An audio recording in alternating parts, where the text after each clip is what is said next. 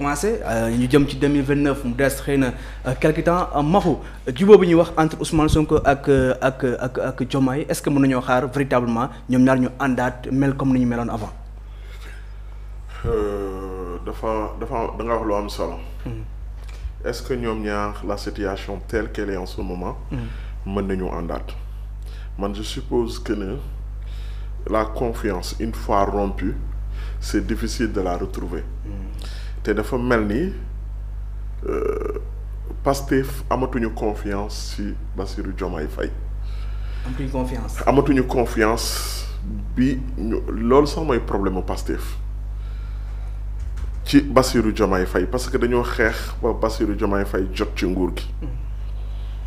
mu mel ni dafa am lenn loo xamante ni moom la Machiavel doon wax Machiavel nee na le pouvoir nourrit toujours les ambitions.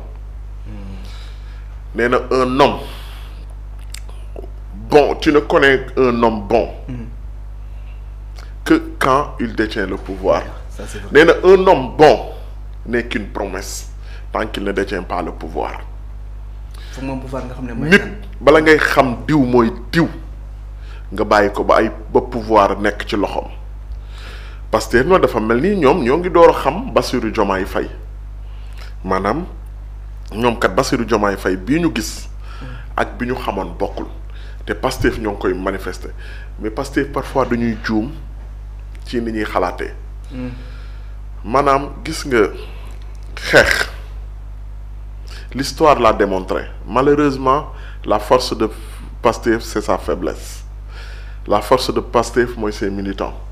lu ñu bëgg a lijjanti dañ koy lijjanti léegi ci daar gi. te du xeex yépp la ñuy lijjanti ci daar gi.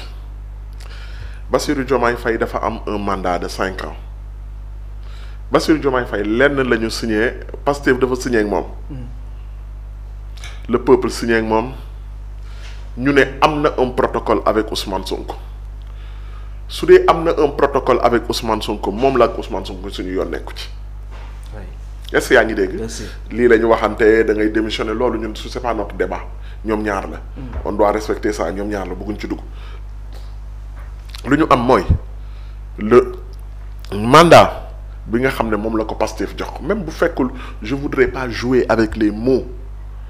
Parce que c'est pas l'appellation qui est importante mais la substance du parti ñëpp xam nañ ne Bassirou Diomaye Faye bu nekkee président c'est parce que Pastef investir na ko Pastef en tant que substance je te parle pas Pastef en tant que appellation parce que Abdourahmane bu xëyee tuba mën a tuddatuma Abdourahmane terewul tamit Abdourahmane la.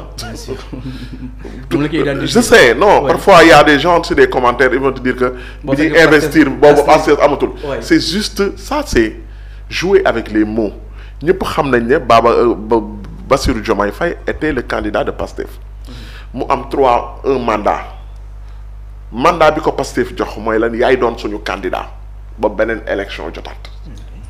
mu am un mandat boo xam ne supérieur mooy un mandat bu ko le peuple jox peuple bi mandat bi mu ko jox mooy tu es le président de la République pour 5 ans yaay jiite réew mi ci 5 ans yi 5 ans yi bu jeexee ñu xoolaat keneen wala ñu xoolaat la man bañuma Bassirou Diomaye Faye ne man dama bëgg a doon candidat en 2029 il a le droit. Bien sûr. il a le droit je t'ai dit que Bassirou Diomaye Faye amul droit changer coalition bi parce que man bokkul ci coalition bi. Pastef pour man gis nga pour man il faut sauver ce qui peut être sauvé en ce moment parce que Sénégal tal na leneen lu dul lan ouvrir un autre front xeex bi dañ koo talut mënuñu ko je suppose que dama lay wax lu leer. en langage accessible ñun kat classe bi redoublé na 3 yoon professeur classe bi nee na boo leen redoublé waatee 2 yoon dañ leen di dàq dootoo leen fi jàngeeti mooy agence de notation yi dégradé nañu ba ñoo ngi ci CC plus suñu yeggee ci C mooy défaut de paiement mooy maanaam kii kat bu ko kenn lebalati mënatul fay bu boobaa moom la ñuy wax faillite un pays en faillite ça veut dire que ñiy liggéey duñu fayu ça veut dire que kenn dootuñu lebalati xaalis wala les fonds vautours dinañu ñëw leb lañu leb boo xamante ni suñu pétrole bii ñuy wax dinañ ko sacrifier pour 50 ans est-ce que yaa ngi dégg bu baax dinañu toog ñu ne suñu géej gi sacrifier nañ ko pour 50 ans danger bi xeex dafay xajul non xeex dafay xajul ku la ne ñun nañu xeex ak jàmm muy extension ñaar ñoo xamante nii la loolu la ñuy wax check and balances moom la Madison doon wax un théoricien de la séparation du pouvoir check and balances mu ne il faut que par la disposition des choses le pouvoir arrête le pouvoir mais ñaar ñu tolloo doole la Diomaye nit ñi dañ naan Diomaye il est le président de la République mais bu leen fàtte ne Ousmane Sonko il détient la majorité à l'Assemblée nationale ñoo xamante ni il ne jure que pour Ousmane Sonko Diomaye lan la ci mën Sonko lu mu mënal Diomaye sëy buñ dama wax naa ko fi ñetti yoon sëy boo leen amee juróom-ñaari doom ngeen ne da ngeen di tàqalikoo da ngeen di mujj ñàkk xorom ñàkk fayda. ils sont obligés ñoom ñaar ñu nekk ensemble. ils sont obligés pour au moins pour que mandat bi jeex la situation ñoom ñoo ñu wax ne on est au 4e sous-sol il faut que ñu sauver ce qui peut être sauvé.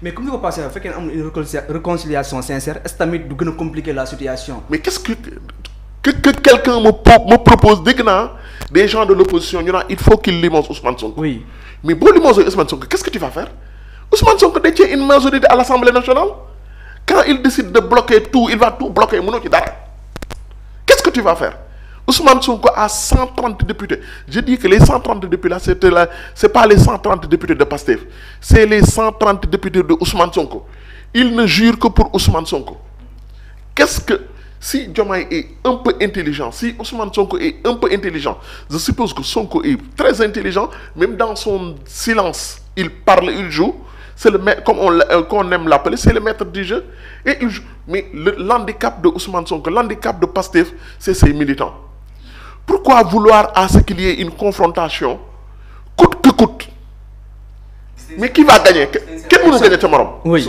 je te dis une chose. oui. sur la séparation des pouvoirs. Sur le balancement des pouvoirs entre le pouvoir exécutif et le pouvoir législatif. fi ñuy def nii li ñu nekkee nii Sonko Diomaye mën na ko limoger.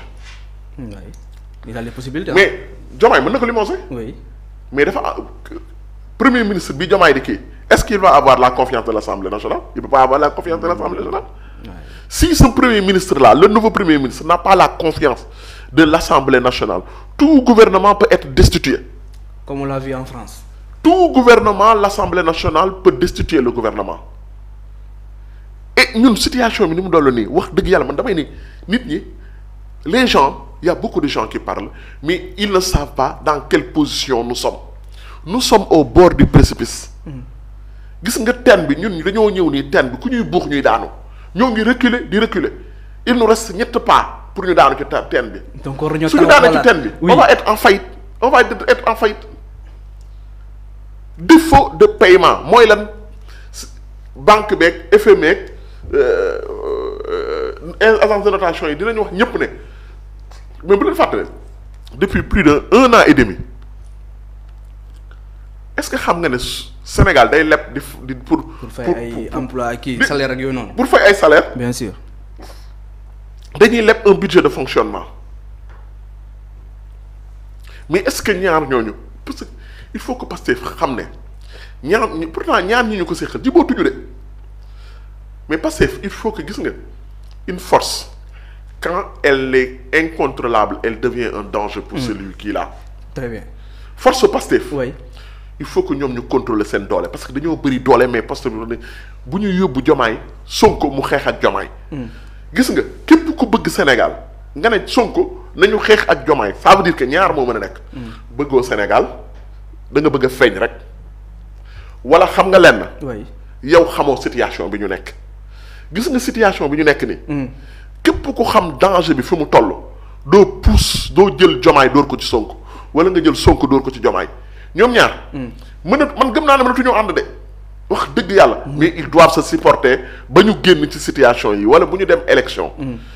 mais Pastef qu'est-ce qu'ils veulent exactement. d'accord Baye Cheikh daam lu ma wax c'est très intéressant fa laa bëgg ñu taxaw un peu moom mooy Pastef ak ses militants lu ñu gis léegi xëy na militantisme de type nouveau la yàgg ñu ko gis militants yi di mettre la pression sur les dirigeants di mettre la pression sur le président gis nañ tamit la sortie de Cheikh Bara Ndiaye noo gis actuellement taxawaayu les militants ak les responsables de Pastef ci li nga xam ne moom mooy la situation mu mel ni ñenn ñi sax dañuy militer pour la séparation. waaw dara beesu fi militant yi Pastef yow yaa leen gën a xam. xam nañ leen yàgg nañ ko wax fii